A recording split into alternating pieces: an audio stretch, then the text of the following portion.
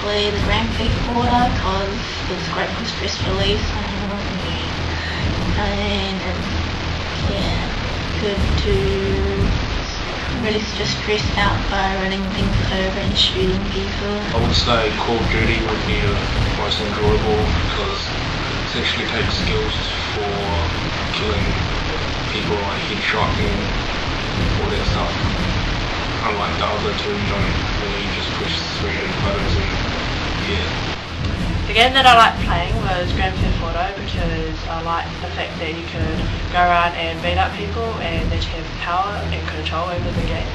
Of the 3 games which I enjoyed playing the most, I would say Grand Theft Auto, just because of its open nature. You could go to any story you wanted, there's a lot of variety in the game, and it was just a massive game and you could do a lot of stuff in it, so I enjoyed playing that one the most.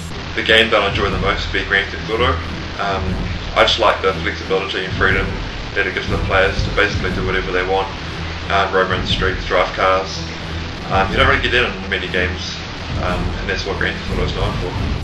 Of the 3 games, I probably enjoyed playing Mortal Kombat best. I like watching Grand Theft Auto probably the best. Like it's the most fun to watch. But actually playing would probably be Mortal Kombat because you can sort of get away with button mashing if you don't know any of the attacks, or if you're playing with someone who's really good, theoretically if you catch them off guard just by button mashing, like anyone can be good at it, so it's pretty fun.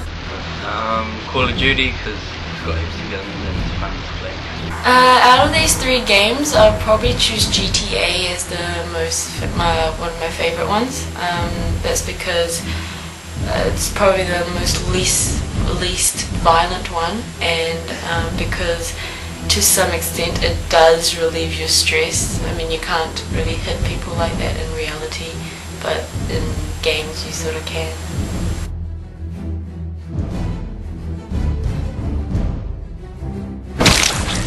Like if you play it for long enough, like with Call of Duty, I guess, if you're used to people sort of sneaking up behind you, you kind of get on guard.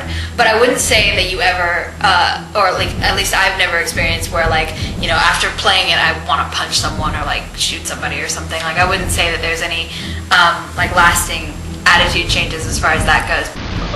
Don't like it when people cheat and they use hacks and like aim or prestige hacks and UAV hacks. After playing the games, I wouldn't say I became more angry at people or got any more frustrated, but I would say it did make me think like swearing and like this kind of language was more acceptable, and I guess maybe I would use that language more in my everyday speech without like thinking of it as a bad word or anything. In general, while playing these games, I felt frustrated as I was getting a hiding and stuff like that, so getting a bit frustrated and a bit angry when I was losing. I don't think any of the games really affected me. Sure, they're fun, but it didn't affect my behaviour or anything else. I think a lot of that has to do with the maturity of the player and not so much the game itself. Not really, because I know they're all fake.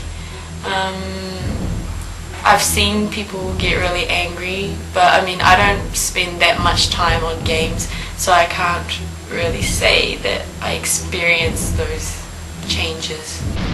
It's just because you can't really go around killing people in real life, so you can do it in the game, which is better. Yeah, when I'm playing the game, like I was shooting some dude and they headshot me, you get pretty pissed off, like, damn, how did you get me, sort of thing. It's like, yeah, you get pissed off to come here, sort of thing. But yeah, apart from that, you don't really get much.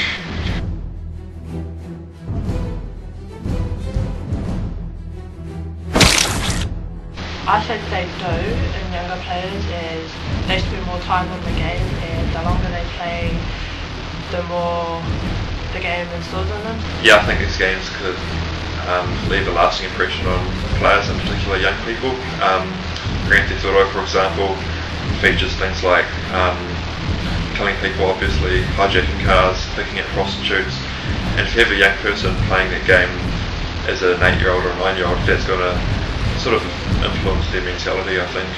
Yes, because I think that younger players might think that this is possibly what happens in real life, and some of them might get like impression to do something similar to that when they grow up. I know a lot of people who are perfectly well-adjusted human beings, and they've been playing violent video games since they were like 6 years old. So, I mean, I wouldn't say if your kid's gonna be screwed up, they're not gonna be screwed up because they're playing some video game. They're gonna be screwed up for some other reason. It's not like violent video games are gonna put bad ideas in kids' heads. Like, a normal person from seeing that isn't gonna get so desensitized that they're gonna just go out and just go on a killing spree. The skill that you acquire by playing them. So if you both have the same kind of skills, like being violent, or theft, or all those negative characteristics, which kids should be.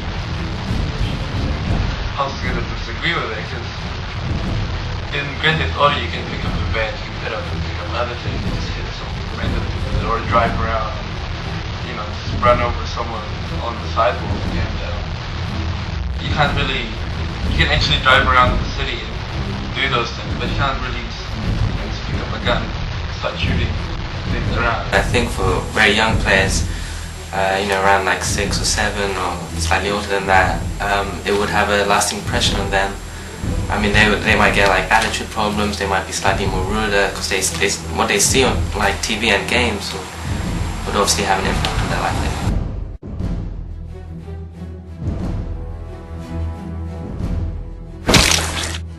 Mortal Kombat is very, it's in your face. It's really graphic. It's really up close, and they pride themselves on that. Grand Theft Auto is very you can run down civilians in the street. You can gun down a cop. Like it's not necessarily graphic because it never really seems to zoom in that much.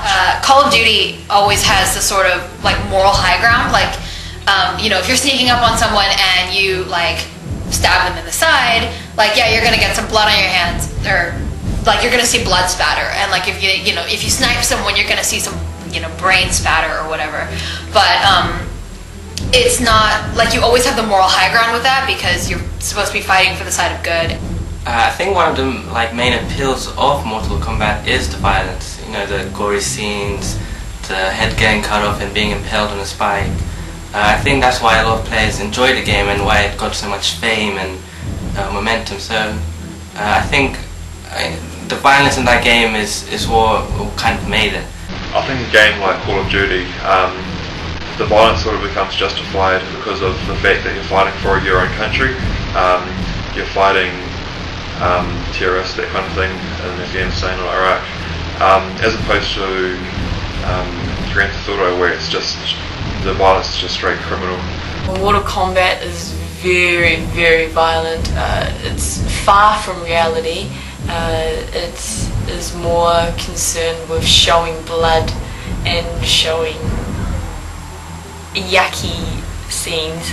Call of Duty, it's a very, I think it's a very propaganda related game because it promotes violence. Although it's about army stuff, it does promote violence. Also, Call of Duty will be like less violence sort of thing because it's like in a battlefield, so you'll expect these sort of violence.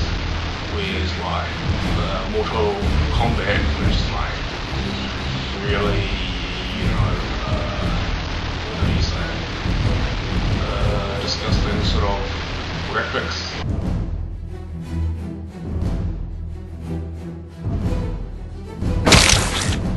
I would let my children play these games, but only when they get to the age that the games allow.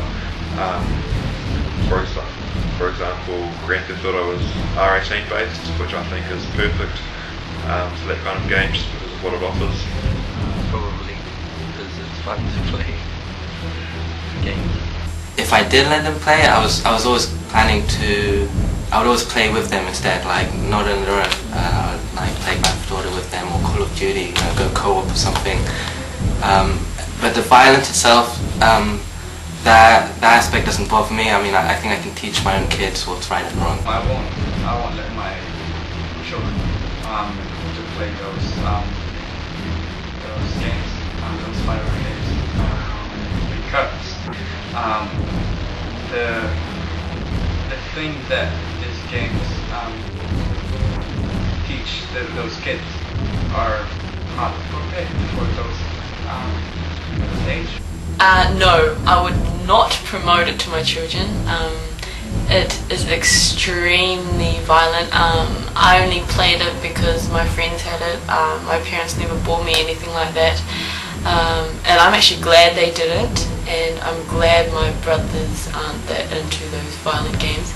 Personally, I don't think I'll let my children play these sort of games because all the violence that happens in them might influence them to do things bad, and that's not how I want to set my kids up. I would let my kids play these games. I don't think that it desensitizes you towards violence to the point where you're going to go and you're going to try and rip out someone else's spine. Like, I mean, I wouldn't necessarily want my 5-year-old playing Mortal Kombat, but if my kid's like 12 and he wants to play Call of Duty, like, I feel like it's not going to do any lasting sort of damage. I would be okay with my kids play. I mean, I grew up with these kind of games, and I turned out okay. I'm not curious anymore. Unfortunately, that's all the time we have for today. I hope you enjoyed this small look into the world of violent gaming and found it enjoyable and entertaining. When playing games of any sort, make sure to have fun, but remember, it's only a game. Now if you excuse me, I'm off to save the world from an alien invasion with the Master Chief in Halo. Thanks for watching.